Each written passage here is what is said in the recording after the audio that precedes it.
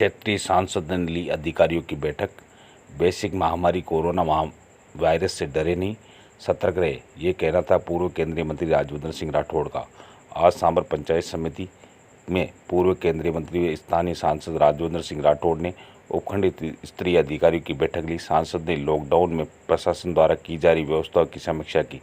सांसद ने अधिकारियों को आवश्यक दिशा निर्देश देते हुए कहा कि क्षेत्र में जनता को अवेयरनेस करने की आवश्यकता है। अपनी दैनिक दिनचर्या में वर्तमान नियमों को उतारना होगा।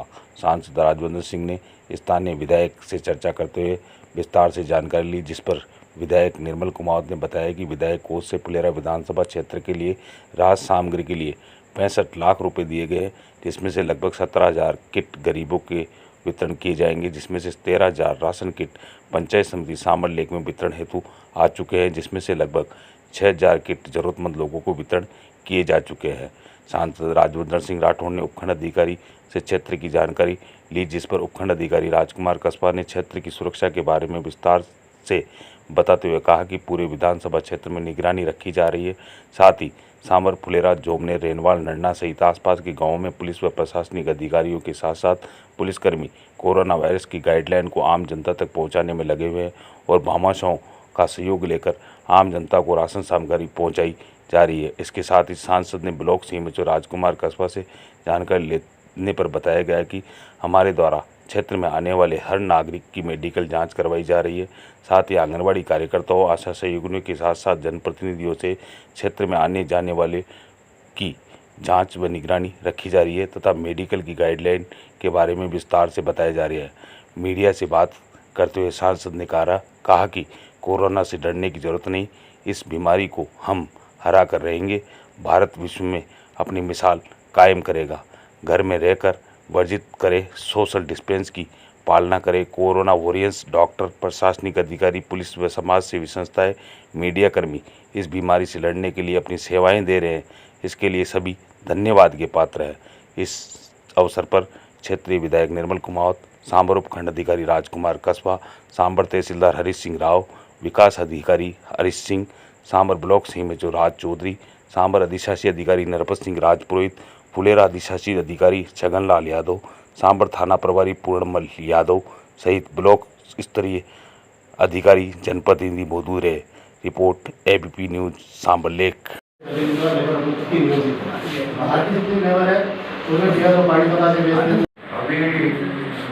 वैसे तो टेक्निकल रूप से तो रेड जोन है, लेकिन रेड जोन के अंदर भी आपकी दुकानें उसमें राजस्थान गवर्नमेंट ने नोटिफिकेशन कर दिया है, जो 15-29 और जो आदेश है उसी को ही लागू कर दिया।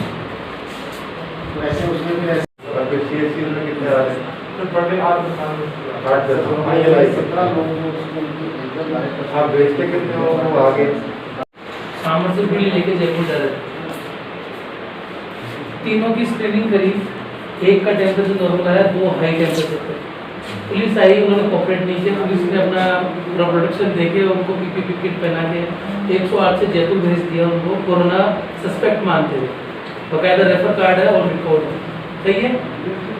वहाँ से वो लोग बिना जांच कराए घर चले जाते हैं और दूसरे दिन 24 आवर्स बाद एक आदमी उनमें से वापस थाने में आता है कि मेरी गाड़ी छुड़ाओ। सेम डे रात को तो रात भर तो उसको पुलिस ने वहाँ रखा। सेकंड डे फिर बाद में प्रेशर हुआ तो उस पर एफआईआर भी लॉन्च हुई, उसको वापस भेजा जांच के लिए। मतलब वो 2 आदमी जो हैं उनका कोई इतना पता नहीं, हमने इनको भी बताया, एसपी साहब को बताया। जयपुर में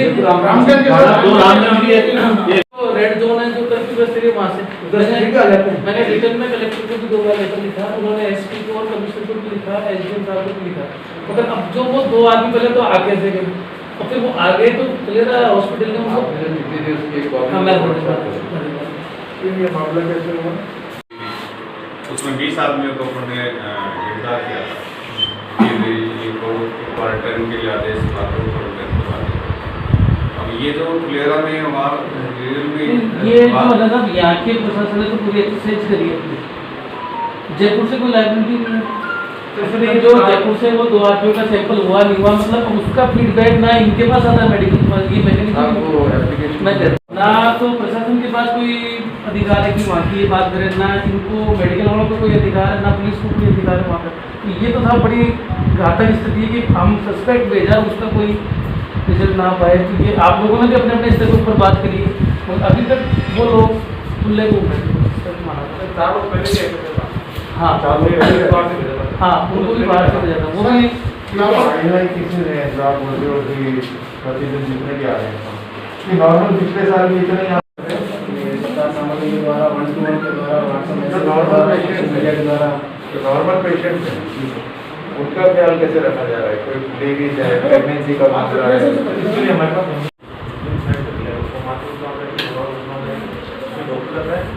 आप टेलीमेडिसिन क्यों नहीं कर सकते?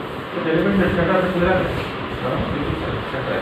उसके नंबर को पॉपुलराइज करिए, आप सभी लोगों को व्हाट्सएप पे करिए कि ये टेलीमेडिसिन का नंबर है भारत और पूरे विश्व के सामने।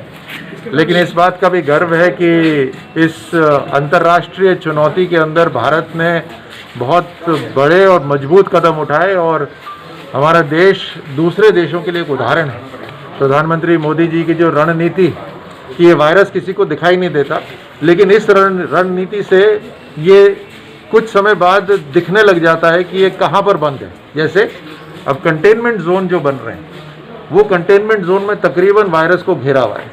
अब वहाँ पर उसका सफाया करने में आसानी होगी। जो प्रधानमंत्री जी पहले ही कह रहे थे कि हाथ साफ करिए, साबुन से साफ करिए, स्वच्छता की बात उन्होंने पहले ही करी, अपने शरीर को स्वस्थ रखने की बात, फिट रहने की बात पहले से ही करी। तो ये अब और भी ज़रूरी है। ये जो समय है हमारे लिए, जिस समय आप अपने घरों में सीमित हैं, इस समय को अच्छा इस्तेमाल करिए, वर्जिश करिए, खुश रहिए, पॉजिटिव रहिए। ये बीमारी हमें हरा नहीं सकती, इस बीमारी को हम हराएंगे मिलकर, निश्चित रहिए उससे। अर्थव्यवस्था भी वापस खड़ी हो जाएगी, लेकिन सबसे पहली प्राथमिकता है कि जीवन सबका बचा रहे। राजस्थान के अंदर अब पूरे प्रशासन पूरी तरह लगा हुआ है। मैं प्रशासन को भी बधाई देता हूँ, दिन रात काम कर रहे हैं, डॉक्टर सामने हुए हुए हैं, हमारे पुलिसकर्मी प्रशासन वाले वायरस के सामने हुए हुए हैं, एक तरह से फ्रंट लाइन बने हुए हैं, ये सिपाही बने हुए हैं आज के। तो इन सबको हम सब की तरफ से बहुत बहुत बधाई। जो स्वयं सेवी लगे हुए हैं, जो खाना पका रहे हैं, हिंदुस्तानियों का दिल बड़ा होता है, तो कोई भी ऐसा व्यक्ति नहीं है जो भूखा रहे। ये पूरे देश में इसकी मुहिम चल रही है, अपने सांभर फुलेरा इस पूरे क्षेत्र के अंदर भी चल रही है। जो लोग ये काम कर रहे हैं, मैं उनको भी बहुत बहुत बधाई देता हूँ।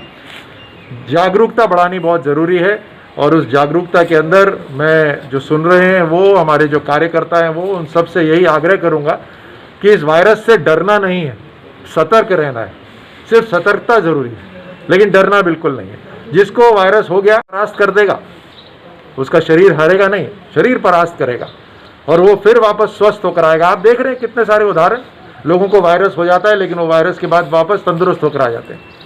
लेकिन अभी पूरे अलर्ट तरीके से अपने को जो कायदे कानून है प्रशासन के, उसको पूरा मानना है।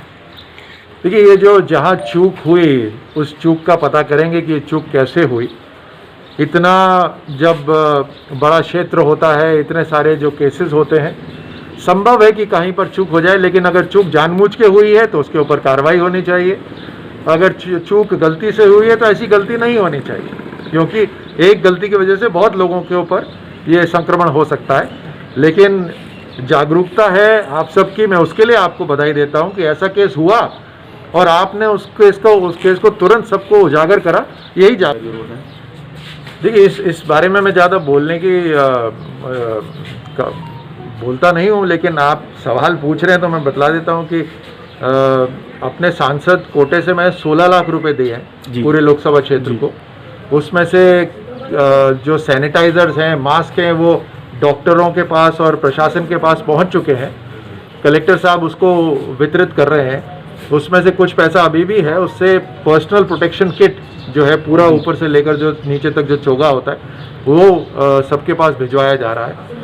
मैंने अपनी जो 1 महीने की तनख्वाह थी वो तो दी इसके अंदर हमारा 2 साल का जो सांसद कोष होता है वो पूरा का पूरा समर्पित कर दिया हमने प्रधानमंत्री जी को।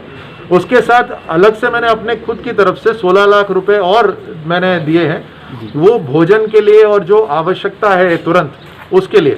तो कई विधानसभा में धीरे धीरे वो जहाँ ज़रूरत हमें महसूस होती है वहाँ पर हम पहुँचाते रहते हैं। देखिए, ये लड़ाई ये नहीं है कि 2 हफ्ते की लड़ाई होती तो तैयार रही है, और जो लोग दूसरों की मदद कर रहे हैं वो भी एक लंबी इनिंग्स खेलने के लिए तैयार रही। जो लोग हमारी मदद करते थे, जो रेडी लगाते थे, जो दिहाड़ी पे काम करते थे, वो सब हमारी मदद करते थे, इस अर्थव्यवस्था को खड़ी करने में मदद करते थे। आज समय है कि हम उनकी मदद करें। सरकार बहुत बड़े तरीके से केंद्र सरकार मदद कर रही है। आप देखिए कि बैंक के खातों में पैसा जा रहा है सीधा का सीधा। मनरेगा की जो पैसा है उसको बढ़ा दिया गया है। हर तरह से केंद्र सरकार, राशन जो डिस्ट्रीब्यूशन हो रहा है, पब्लिक डिस्ट्रीब्यूशन सिस्टम सारा केंद्र सरकार से आ रहा है। इसको जो माइग्रेंट्स का मूवमेंट है उसके अंदर ट्रेन की जो सुविधा भी है उसके अंदर 85% सब्सिडी केंद्र सरकार ने दी है। जो भी अभी टिकट की कॉस्ट नहीं लग रही, टिकट की कीमत नहीं लग रही, वो राज्य सरकार से पैसे ले जा रहे हैं और 85% सब्सिडी दे रही है रेलवेज इस मूवमेंट के लिए। तो हर तरह से केंद्र सरकार मदद कर रही है। अलग अलग राहत के पैकेजेस अनाउंस हो रहे हैं, सेक्टर वाइज अनाउंस हो रहे हैं। एक अभी पहले ये आकलन करना जरूरी है कि कहाँ कितना नुकसान हो रहा है, किस क्षेत्र में कितना नुकसान हो रहा है, और फिर उस तरह से राहत के पैकेजेस जा रहे हैं। अब आपने देखा जो माइक्रो मीडियम स्मॉल इंडस्ट्रीज है उनके ऊपर दिया गया कि उनका जो EPF है वो EPF पूरा का पूरा केंद्र सरकार दे रही है अगले 3 महीने का। उसके अलावा जो कई सारा जो उनको साधन है जो चलाने के लिए जो पैसे चाहिए होते हैं वो पैसे की सुविधा भी केंद्र सरकार कर रही है। एग्रीकल्चर सेक्टर के ऊपर काम कर रही है, टेक्सटाइल सेक्टर के ऊपर काम हो रहा है कि किस तरह से टेक्सटाइल के अंदर जो बड़े पैमाने पे जो मजदूर हैं, जो लेबर फोर्स है वो काम कर सके। तो हर तरह से केंद्र सरकार इसके पूरी तरह से एकाग्रित है इस चुनौती के ऊपर और इस चुनौती को हराने के लिए। जैसे मैंने कहा कि अलग अलग सेक्टर्स के ऊपर एक एक करके फोकस करा जा रहा है और उन सभी पे, ये सारी इंडस्ट्रीज में जिस तरह से जो लेबर काम कर सकती है या इंडस्ट्रीज को चला सकते हैं उसके ऊपर केंद्र सरकार कायदे भी बनाएगी और उसको आगे भी बढ़ाएगी। ठीक सर, पूरा प्रशासन